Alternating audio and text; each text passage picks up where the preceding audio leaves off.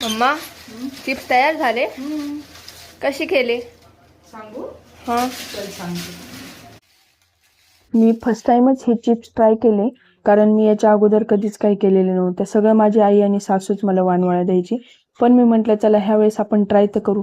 आणि चिप्स खरंच एवढे परफेक्ट झाले होते की मला सुद्धा विश्वास बसला नाही. तर 5 किलो बटाट्याचे मी चिप्स केले.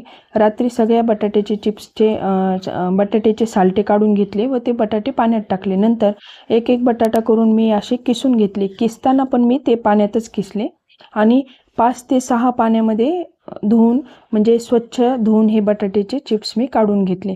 त्यानंतर 3-4 भांड्यामध्ये थोडे थोडे असे हे मी रात्रभर पाण्यात ठेवले, पण त्यामध्ये मी तुरटीचा वापर केला नाही.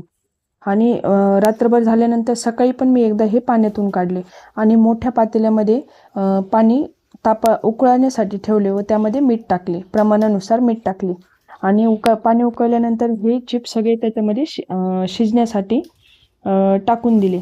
त्यानंतर हे कधी काढायचे ह्याचं प्रमाण म्हणजे जेव्हा बटाटे थोडेसे कचकचपणा कमी होईल, खाताना आपल्याला कचकचपणा कमी लागतो त्यावेळी म्हणजे 80%च हे शिजवायचे. पण ते कसं समजलं पाहिजे, तसे ते बटाटे कचकचपणा कमी झालाय की ते बटाटे आपण काढून घ्यायचे. काढल्यानंतर मी हे बटाटे सगळे एकदाच मोठ्या स्टीलच्या टोपल्यामध्ये काढून घेतले व आम्ही हे वरतीच छतावरती प्लास्टिक टाकून सुकवणार आहोत. तर सगळे मी वरती घेऊन गेले आणि मला पण घाई होती, माझी दुपारची ड्युटी होती इव्हिनिंग, त्यामुळे मला हे पटपट आवरायचं होतं. त्यामुळे मी मावशीला पण मदतीला बोलवलं होतं. आम्ही वरती दोघी गेलो आणि मस्त आपण हे एक एक एक एक करून मी सगळे हे वाळायला टाकले. मावशीने आणि मी हे पटपट आवरून घेतलं. अशा पद्धतीने मी एक एक एक एक टाकून घेतले व सगळे चिप्स माझे वरती टाकून तयार आहेत.